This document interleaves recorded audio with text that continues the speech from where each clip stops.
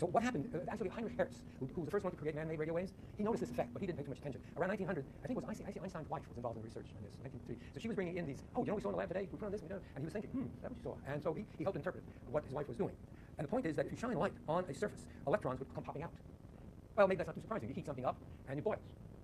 But you would think that what it might be is if you turn up the intensity, so you make it hotter, and sure enough, more boil out, right? I think so. Let me go down. Clearly, if I go down in intensity, it's pretty feeble. Well, that's not too surprising. The surprising one was that at a given intensity, if I change the color of the light, namely the wavelength or frequency, I've kept the intensity the same, and none of them come out. That's surprising, because why should it make a difference if we're thinking in those terms? If I have bright light falling on the surface, why should the frequency matter if it's just the intensity? I could turn the intensity up even more. Let me really crank it up. Nada. So, on the other hand, even if I go to low intensity, that means the brightness of the light. If I go to bluer light, sure enough, even with low intensity. So what's happening here? Now this is wavelength, but it means higher frequency too, because the bluer the light, the higher the frequency. And look, as I make it really good, look at them shooting out now. It's not so many, but the speed is greater.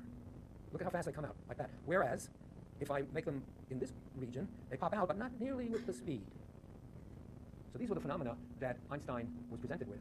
And he said, I can explain it if I just adopt Planck's idea very seriously. Namely, that the energy in this beam here is not proportional to its intensity, how bright it is, but what its frequency is. And if I make the frequency too low, it just, no matter what I do, you don't get anything coming out. So he said something Einstein was very nice. You remember how nicely he explained relativity? He said, I'm standing on the train tracks, and the train comes in. What does it mean at 7 o'clock that it arrives at the hands of the clock? Very practical, down to earth thing. He said something like this. Very simple model. He said, look, the electrons are inside the metal, so they must be like in a well. I shine a light. The electron gets the energy from the light. And let's say the well is a certain amount deep, a certain energy deep. It might be like a well that's 4 feet deep. And so you need enough energy to get you up 4 feet. Okay, and then if you do get up 4 feet, you leave 4 feet behind, and the electron comes out. And so if I put in an energy to start, and I have an energy to sort of threshold, so the energy I put in minus the threshold will be the energy of the outgoing particle. That sounds plausible, right? Conservation of energy. Okay, but the question is, what do you put in? Okay, but normally we would put in E squared or something like that. But he says, no, let's take Planck seriously and put in that the energy of that light wave is proportional to its frequency, and it loses a certain amount of energy just to get out of the well, and that'll be the energy out, which will be, in the case of this, a moving electron. It'll have a half mv squared. And it's as simple as that. At the time, a big breakthrough, because what it was saying, first of all, that not only are the walls quantized, but the light coming out is quantized. And it arrives in packets with energy h times the frequency. And he says, well, you may not like it, but it explains experiments. I go up in frequency, and I get electrons. And their speed depends on the difference, because if I put in an even higher frequency, you'll get more kinetic energy. See there's a lot of excess kinetic energy. And if I increase the intensity, all I do is I have more of them coming in. The intensity is more of them. This is what they mean by intensity. I put in, instead of 1 photon at a time, I'm putting in 3. So then a lot more will come out, but their speed will be the same. Right? And it works. So that's the photoelectric effect explained with particles of light. Okay, now we don't have, yeah. Yes, sir. Oh, that's right. Oh, that's a good, thank you for that. That's a good idea. So what should we do? Well, see, why we put on the battery is we like to know how fast these particles are moving. So if we can put, let's say they're electrons, so they're negative. If we can put on a negative on the plate here, we make this plate negative, we'll repel them.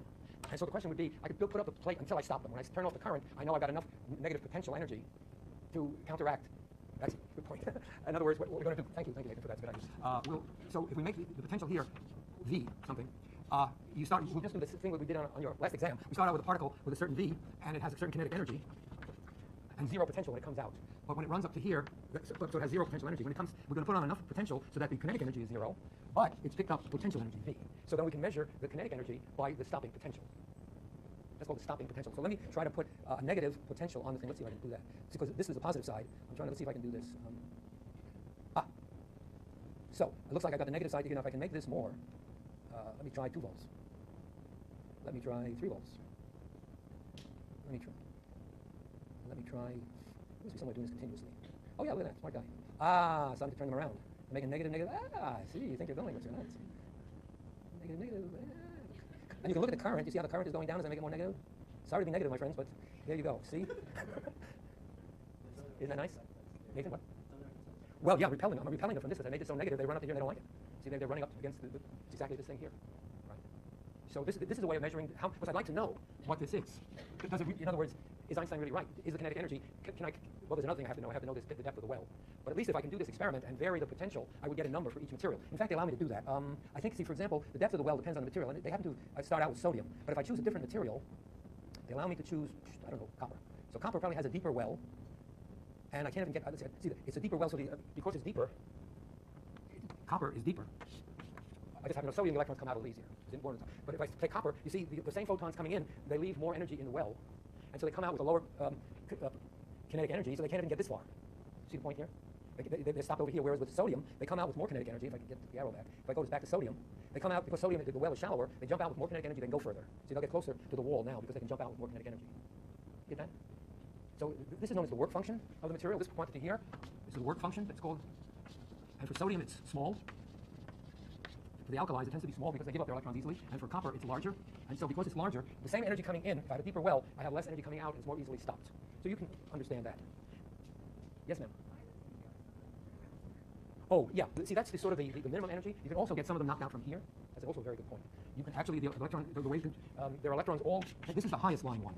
That's a very good point. And you can get, in fact, that's a way, there's a whole bit of scientific study measuring the spectrum of energies that come out, and you can sort of see the spectrum of where the electrons started from, by how much energy is left when they come out, and you can study the electronic structure of materials that way.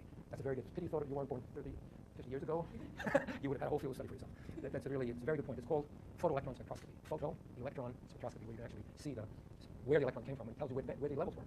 Very nice. So that's very good. Now the other thing, the other breakthrough idea, this is really nifty, but I would want to go on to, get back to the PowerPoints. The other breakthrough idea, so here's Einstein's thing, Einstein's explanation. Namely, you put in an energy H times F, you leave the work function behind, the potential energy or work function, and you come out with the kinetic energy, which you can measure this way by putting on the voltage. Oh, here's the stopping voltage. Thank you, Nathan, for bringing that up. I appreciate that. That anticipated very nicely. So you have the stopping voltage, which is just canceling the kinetic energy, because it's EV is the potential energy that's needed to stop the thing. The next big experiment was done by an American, Compton, around 1927, where he verified the Einstein idea. Namely, that what he did, he shined X-rays. He shined X-rays on materials, and he knocked out electrons. He put in X-rays. These are very high energy, very high frequency, very high. And he hit an atom, and out would come an electron, and he measured the, let's see, well, no, actually, he did something actually a little bit different. He measured the change in the wavelength of the X-ray. And he was able to explain this by saying this is like, this has a momentum, and this has a momentum, and he analyzed it with relativity and the idea of that the energy momentum of the wave. And he was able to explain the change in the wavelength. See, up till this point, it was very interesting. If you shine in a particular wave, what we've said, for example, the index of refraction, you shine in a wave with a certain frequency, the material vibrates with that frequency, and it radiates that frequency. That's what we've always said. Compton did something else. He shined in an X-ray, and he saw that the wave that came out had a different wavelength and frequency. And he said, what's happening? It's like a billiard ball thing where this thing is losing energy, and if it loses energy, it must lose frequency. So the wavelength will change. If energy and frequency are related, if you send in with one energy, you come out with you lose energy, it means you must change the frequency, and that's what he measured. So this was a very strong confirmation of the idea of that it's the frequency that counts to give you the energy. So like a billiard ball thing, where you lose some energy and it's scattered off at a certain angle, and it confirmed Einstein's ideas. Now, but the idea that I wanted to get to is the idea of matter as a wave. I showed you the demonstration of the diffraction of an electron beam passing through. It was a piece of graphite which had various planes, and you get this interference because of the various planes. The interference peaks go off in circles around the beam, and you can even get spots where there happens to be an accumulation of angles. In any case, it's a diffraction pattern for an electron the same as for an X-ray. X-ray, which we do believe is electromagnetic, and light would give you a similar thing, and electrons give you this. So this is a very direct proof of the idea by de Broglie that matter has a wavelength associated with it, and I bragged a little bit and showed you my experiment scattering neutrons off of layers of organic material. These thermal neutrons that they have, we know their wavelength more or less, and we put down these films, and you see these dotted things. That's the diffraction peaks. The dark lines, solid lines, are calculation of the diffraction pattern we expected. And I have another one here. Well, it's not, maybe it's not there. Okay, here's another one. Neutrons off another set of these organic layers, and you see a nice strong peak. Well, reasonably strong peak. Dotted here. Neutrons are not quite as intense as the X-rays we used on the same films. We compared the same exact films.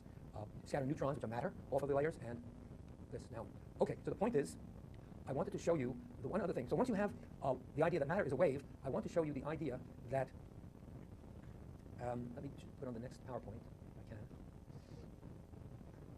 Yeah, let me get here. The idea is, and I want to show you this. Going back to this, now we're actually skipping ahead a little bit. I'll go back perhaps later, but I wanted to show you this because it's fun before the weekend. That now we're going to be talking about wave mechanics and atoms. But I wanted to boil it down because we don't have that much time. I just want you to get the general idea. Again, I've had this list of properties that waves have, and we've gone down a whole list: diffraction, interference. We'll go back to internal reflection a little bit. But the other thing that waves do that particles kind of don't do nearly so well is have standing waves of motion. And the point that I wanted to make is that this is a very general property that, and I want you to realize that if you have a wave in a restricted geometry, namely, for example, let's say you had a dish with water on it and it's on a table and the table vibrates. The dish will have a certain pattern of waves on it, like little circular waves. Or if you have an organ pipe, the sound waves inside an organ pipe will have certain characteristic things. Flute, you put your fingers in various places to try to change the size and you build up patterns. That's the general idea. And the same thing is true of atoms. Oh, and you've had in chemistry, I'm sure, the idea of an s electron, it has a certain shape, and a p electron has another sort of lobe-like shape, and then d electrons. So those are what you're really having there. Is the atom is a kind of a restricted geometry because the potential is trying to hold the electrons in a certain space, and it restricts the electron to that space. Let me find this. Yeah, this one. I want to do this if I can. Let's see if I can go back. Yeah, here it is. We were playing this before you came in. What this is a wave. You can hear it? It's a vibrating plate. It's attached to like a speaker. And they're vibrating square plates, and they're spreading little sand on it. The sand goes where the vibrations are null. And you have these vibrations which are held within the plate.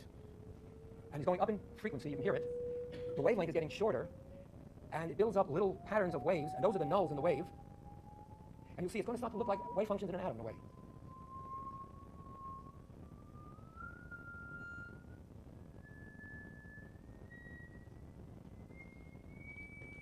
See, each energy level has a different higher frequencies, have more lobes. It's just like a wave in an atom. The d electrons, the f electrons all get a little more bulby.